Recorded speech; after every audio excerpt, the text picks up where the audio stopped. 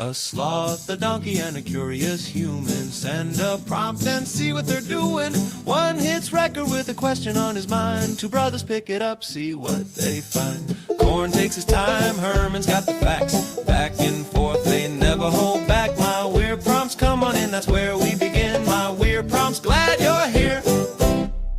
This episode was generated using artificial intelligence. Please verify facts. Hey, Herman and Corn. So we did a very important episode before about anti-Israelism and anti-Semitism and where that line can be drawn distinguishing between legitimate criticism of the state of Israel, much as the actions of any country can be praised or criticized, and commentary that strays so often into explicit anti-Semitism. Definitely since October 7th, we've seen a major rise in violent attacks against Jews and extreme online rhetoric. So as we said in that episode and reiterate, we're never trying to argue that all criticism of Israel is anti-Semitic. In fact, it's often actually anti-Semites who accuse Jews of being this global, malicious, malign, media-controlling cabal who try to use anti-Semitism as a cover to block all attacks on Israel, which I think might be true of a very small minority, but it certainly is not the norm. I'd like to chat today about a bit of a wider context, although I still want to lean into the Jewish and Israel examples because they're particularly noteworthy at the moment and they're what I'm most familiar with. That's about hate speech generally and where we draw the line between what can be considered the exercise of free speech in a free and democratic society, and speech that is likely to stir up hatred against either people, religious groups, ethnicities. We've seen some high-profile cases in the UK regarding the band Kneecap and certain things that were said at festivals.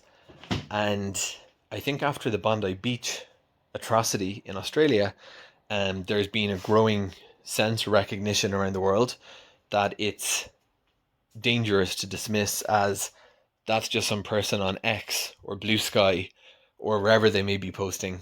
It's not real. We see that the online discourse, a poisoned online discourse, can translate into real attacks against an ethnic group.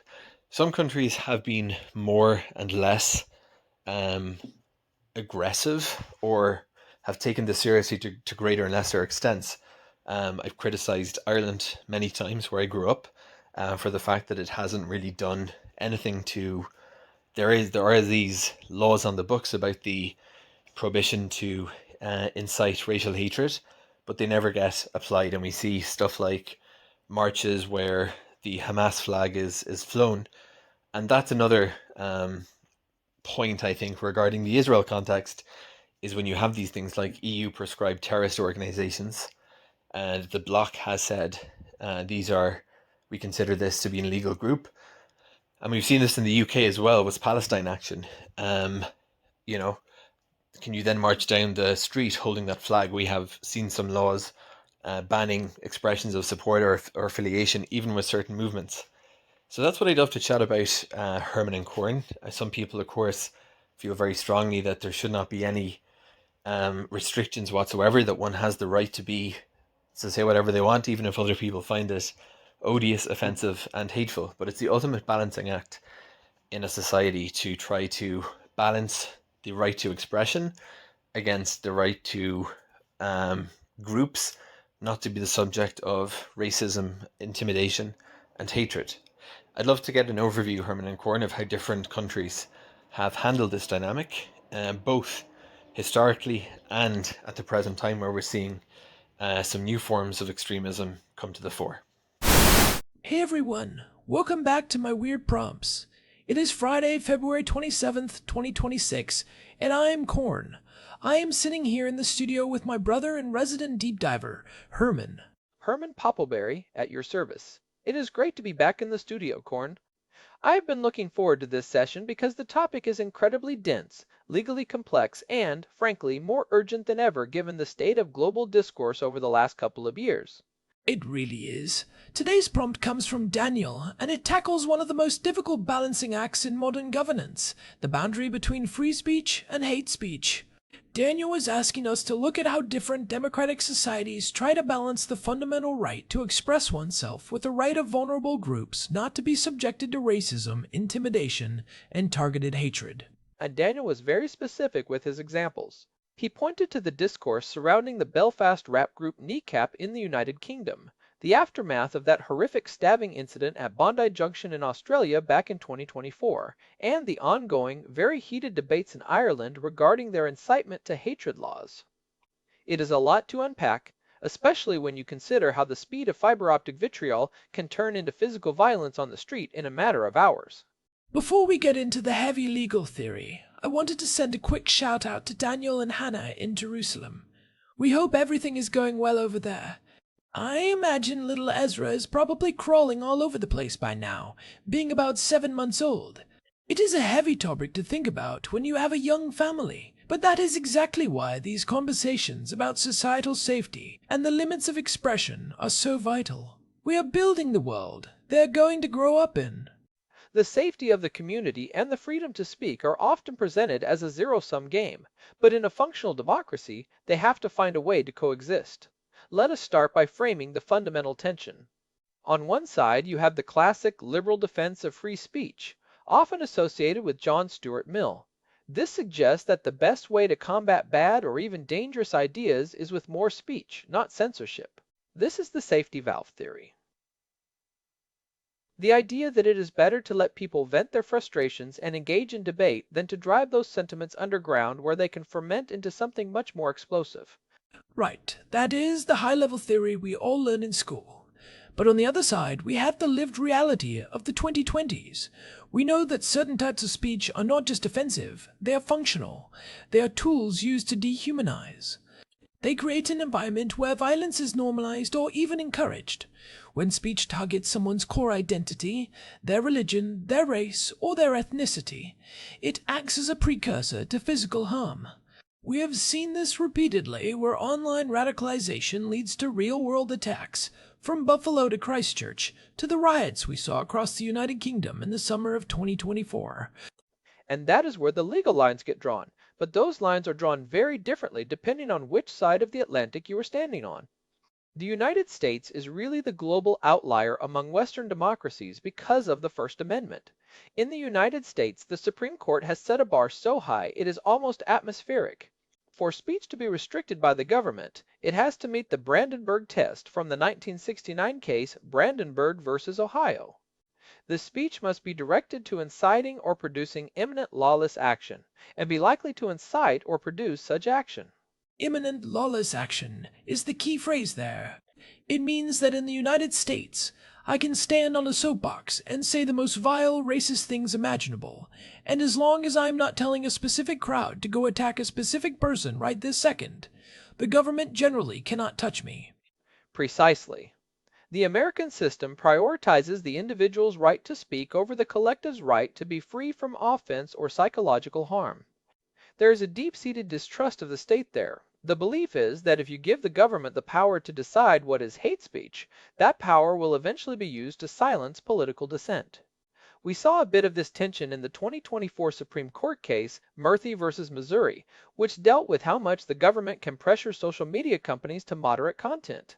But when you look at Europe, the perspective is almost the polar opposite, largely because of the scars of the 20th century. You hit the nail on the head.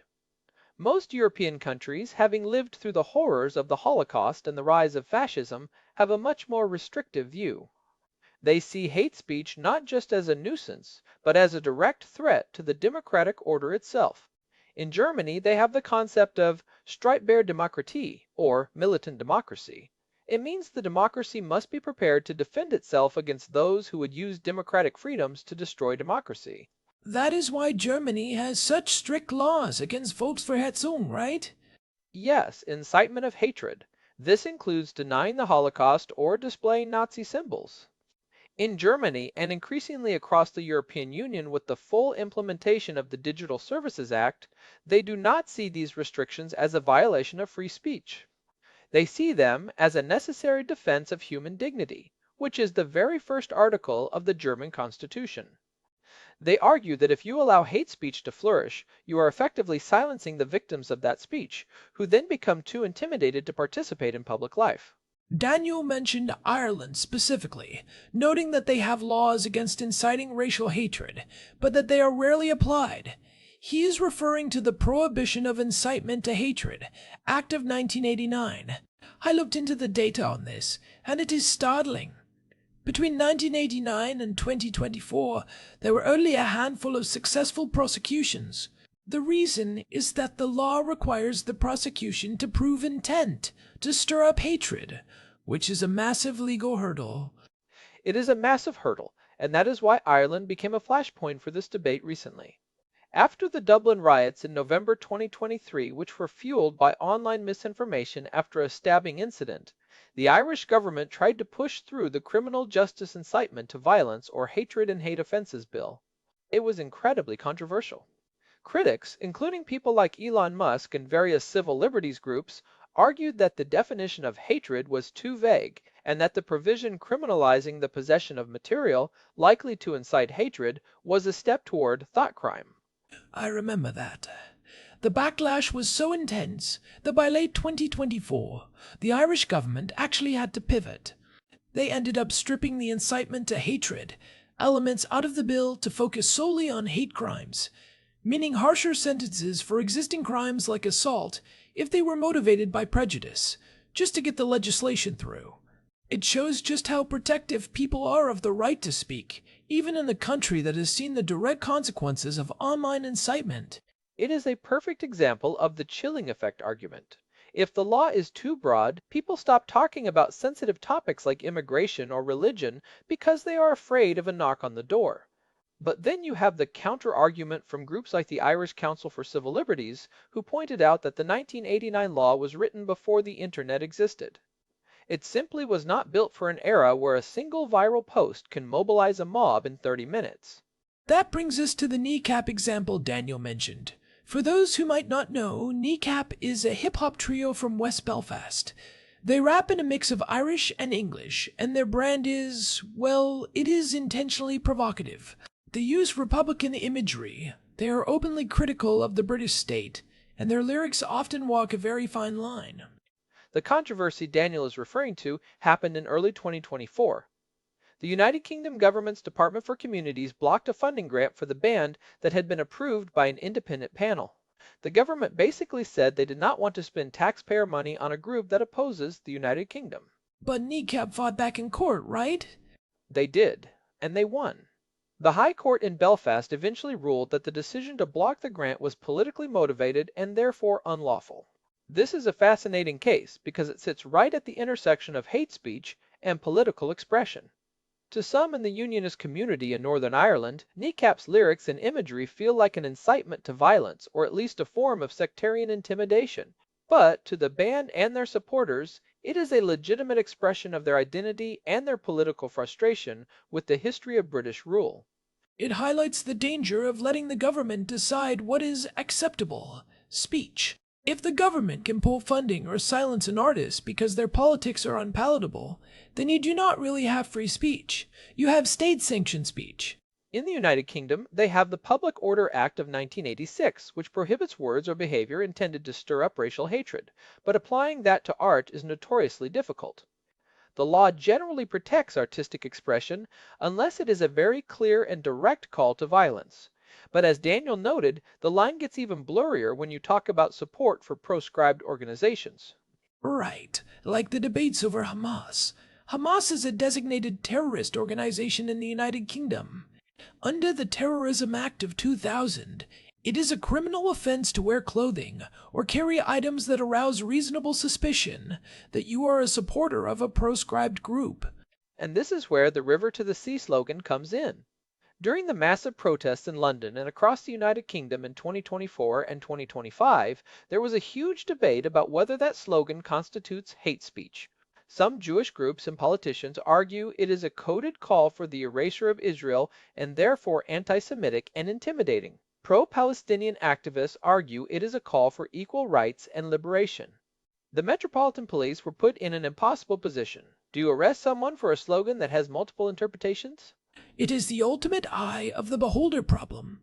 If the law requires incitement to be the standard, you have to prove what the speaker meant and how the audience received it. In a polarized society, that is a recipe for endless legal battles. It really is.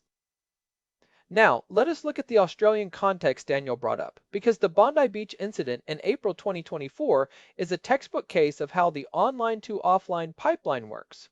To be clear, the actual stabbing at Bondi Junction was a horrific act committed by a man with a long history of mental health issues.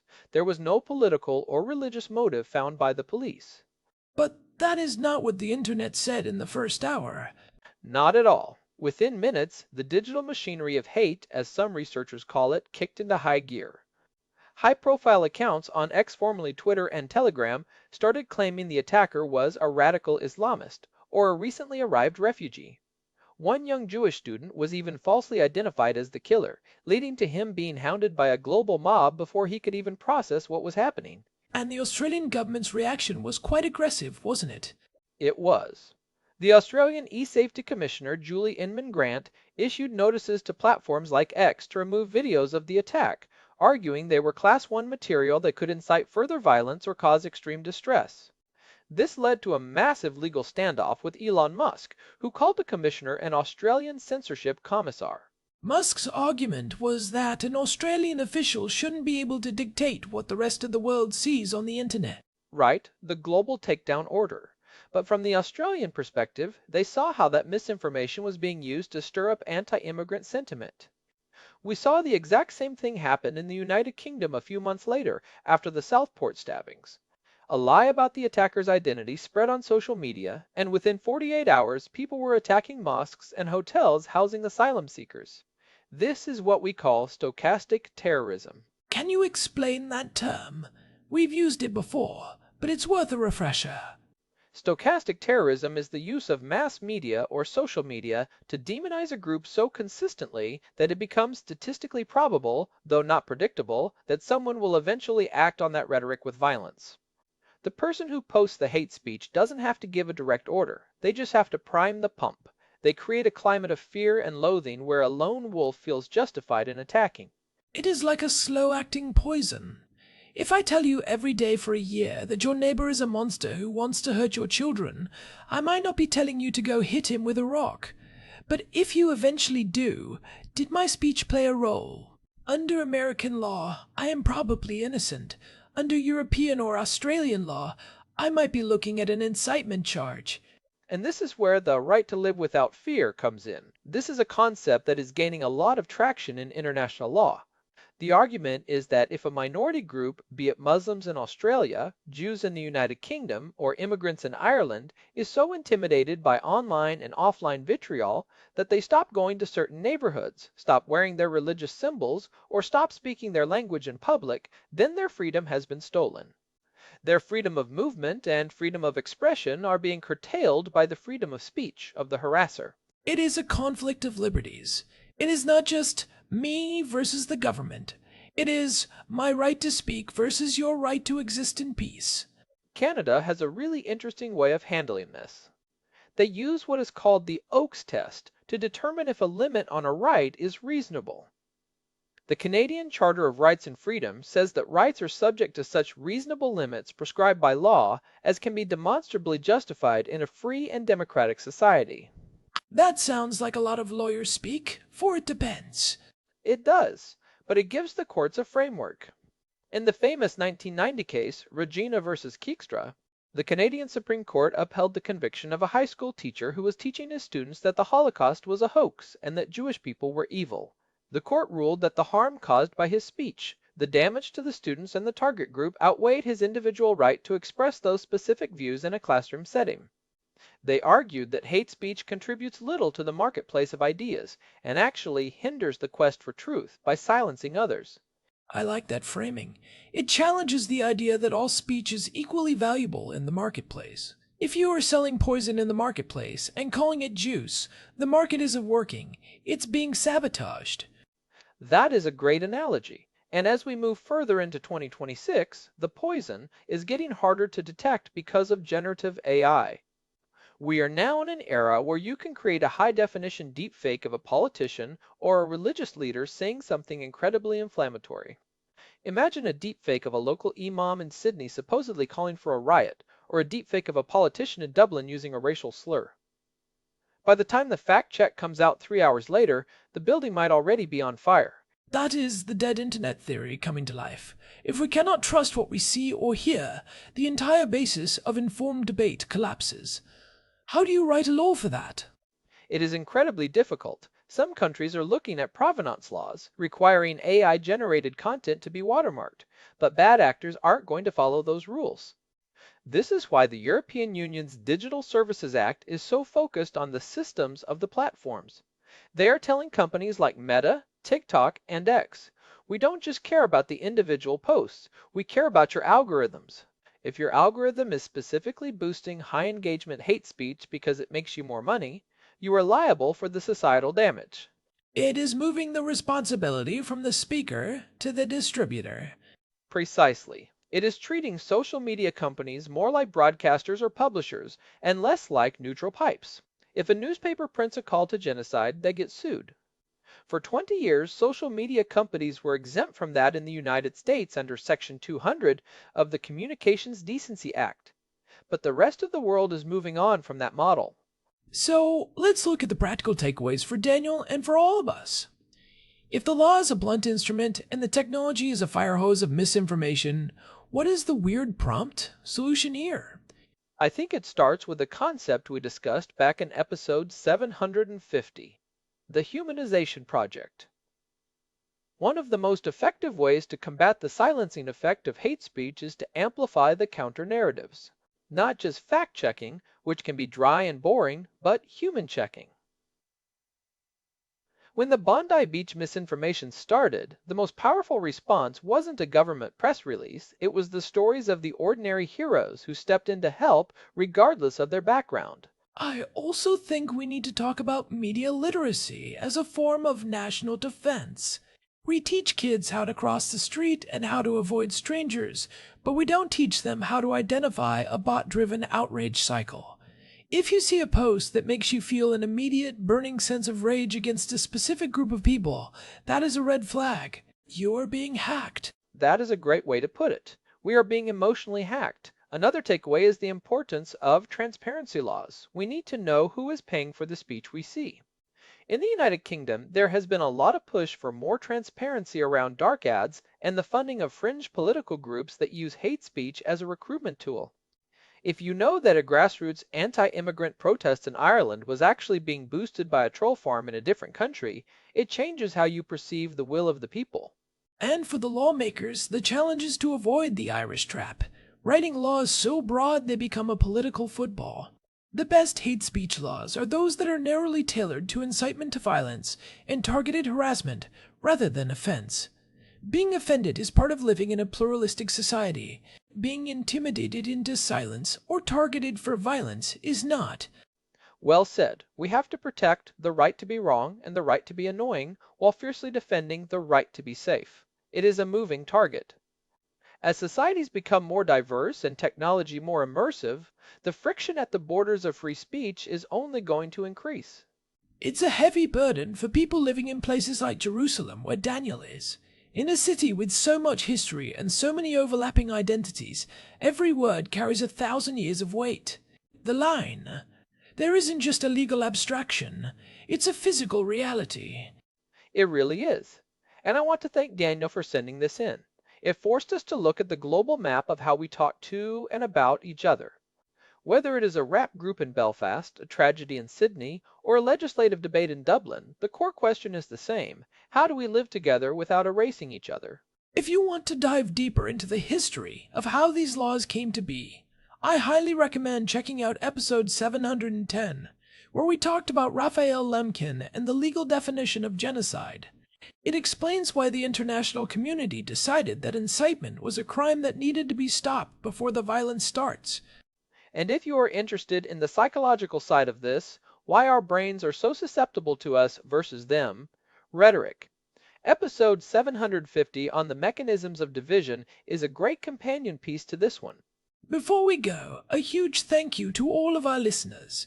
If you find these deep dives helpful, please leave us a review on Apple Podcasts or Spotify.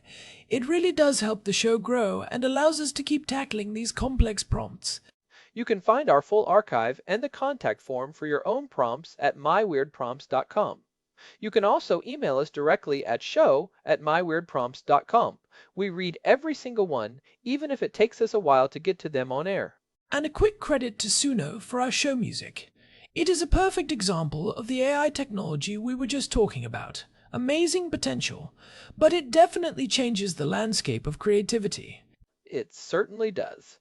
Well, that is it for us today. Thank you for listening to My Weird Prompts. We will see you in the next one. Stay curious and stay kind. Goodbye, everyone. This episode was generated using Gemini Flash 3. Text-to-speech engine was Chatterbox. Thanks for listening to our show, My Weird Prompts, where our thoughts go from slow takes to facts on cue. We change and follow through. My weird prompts, that's the flows from sloth, from man, from long-eared host. My weird prompts, until next time, stay curious, keep weirding.